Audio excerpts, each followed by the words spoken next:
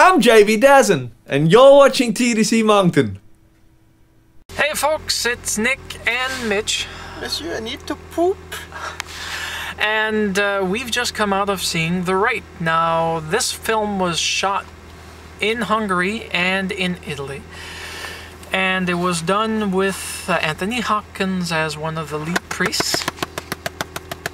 Michael O'Donoghue, I think, is the name of the young actor that played the opposite priest. I don't know, he looks familiar. I can't picture where, well, I can't place him. Yeah, I've seen him and before. Rutger Hauer, Rutger Hauer, the one that we all know from Blade Runner fame and other movies that he's actually been in, actually had a, we'll say, a bit part. Yeah, a small supporting part as the father. We couldn't even call it a supporting role. It's more cameo. Yeah, because he's in the movie less than 10 minutes, all said. So anyways, this movie has both of us excited because we've just come out of it. We had expectations of nothing, and we got more than our dollar's worth in regards to the expectations. Yeah, Anthony Hopkins playing the part is absolutely freaking priceless. He outdid himself in this. Just the dry wit, the sarcastic way he behaves himself, like I freaking adored it.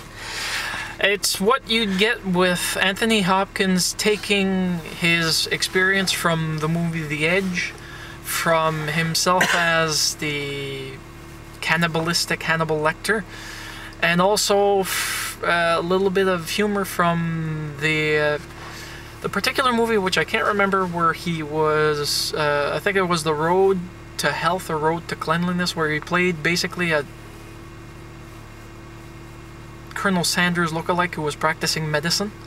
It had the guy that played Ferris Bueller as one of the patients, didn't it? Yeah. I've never seen it. I do recall the trailer where the Anthony Hopkins turns to the nurse, schedule him for 20 gallons of yogurt. It's like, oh well, I can't eat 20 gallons of yogurt. Oh, it's not going in that answer. Yeah, pretty much. Freaking animal. It's to be fair with this particular movie, you have to go in blind and with faith. I know it's a bad pun, but the movie itself is all about exorcism, and it's based on facts. Loosely based, apparently. Well, based on facts. Period. You can't say loosely or not loosely, there's still facts behind it. So based on facts from two current, still practicing priests. Although they did, from what I've read in the reviews, they did change the names of both.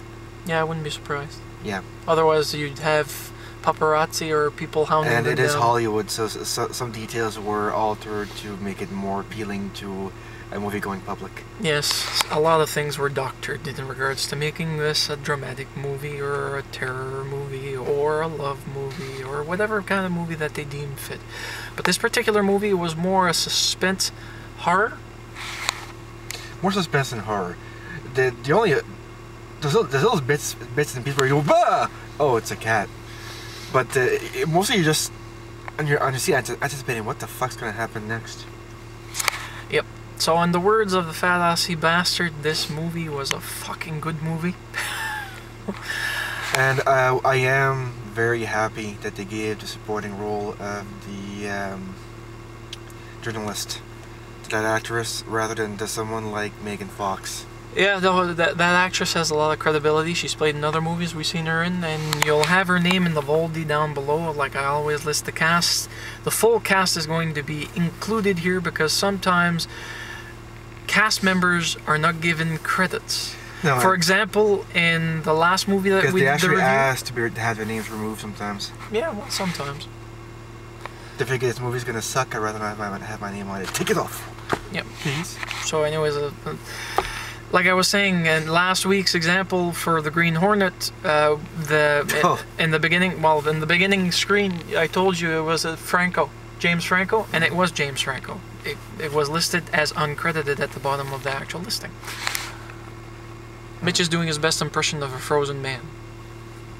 No, I'm doing my impression of a guy with no neck or chin. Oh, okay. So, from both of us, an absolute 2 thumbs up, and it's worth seeing in the movies. And if you can't see it or don't want to see it in the movies, rent it. Absolutely. But word to the theologically sensitive or the faith sensitive, that you're atheist, that you're a believer, a non-believer, that you're somebody of a different religion, it doesn't really matter. I must warn you though, the movie does contain certain strong graphic demonstrations, okay? You need to leave your faith at the door and to leave your heart at the door, because if you're somebody who is overly sensitive to a certain subject matter, you will probably leave the movie angry. Well, if you're a pussy or you're easily offended, what the hell are you doing watching this movie anyway? Yeah. Go back to watching the pig movie, Babe. The pig movie, Babe, had some moving moments. I love Babe. Yeah, but what part of the movie would you be offended at? Nothing. Exactly. Go back to watching Babe. Yeah. So, anyways, from both me and Mitch, 2 thumbs up, 2 thumbs up. Have a nice one.